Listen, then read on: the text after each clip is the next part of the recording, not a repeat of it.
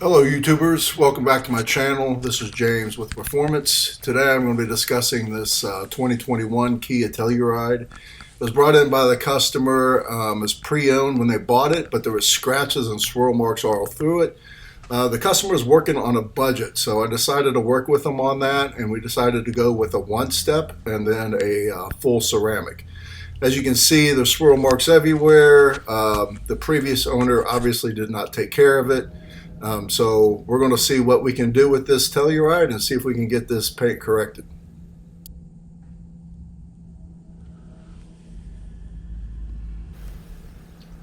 As you can see, there's all kinds of swirl marks in it. This is pre-wash, so what I'm going to do first is I usually will rinse the car. I'll do a quick rinse with the pressure washer. After I rinse it, I always start with the wheels. I just feel that getting the wheels clean just helps me alleviate one of the big things I want to do, and I like doing those first. After I do the wheels, as you will see, I will follow up with doing the soap, foam cannon soap. When I'm doing the wheels, I use different products. I love Gyeon's products, their wheel products. They usually work with light agitation, so not to cause too much touching when you're actually doing it.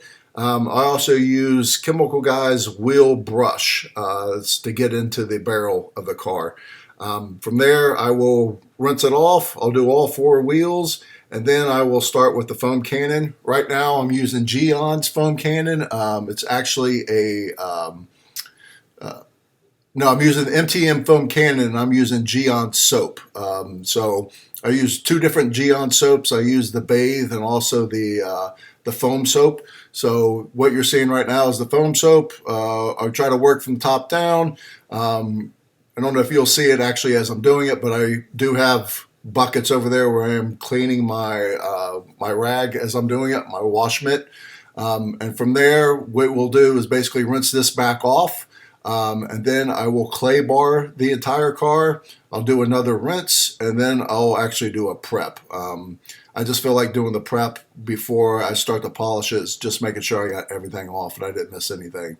So I'll usually do like 3 or 4 different passes on the car before I start to polish. As I move forward, you can see that I'll start to get the polisher out right here. I use a Rupes 6-inch. I use a Rupes 3-inch and also the Adams Polishes 1-inch. So I use 3 different polishers right now. For this car, it seemed to respond best to the Rupes Uno, which is a one-step polish. So for this, it was very cost-effective to the customer because I'm only doing 1 step versus 3 steps, so the amount of labor is a lot cheaper. Because of the curves in the car right here, I decided to start with a 3-inch to get those. I just feel more comfortable with a 3-inch getting those smaller areas than with the 6-inch, even though I could have easily done it with the 6-inch. So I'll put it on. I usually put for the first pass, I'll usually put the Uno on pretty thick, and then I will spread the polish onto the area that I'll be working on and concentrating on, so it's in different areas, not to swing it as I start. I always start off on 1, and I'll do my first pass on the speed of 1, and then I will speed it up to 4. I do that on both the 3-inch and the 6-inch. I also have a headlight on. It just helps me see a little bit better. I have another set of lights on behind me. Lighting is very critical. I plan on eventually getting some of the hexagon lighting above me and maybe on the side.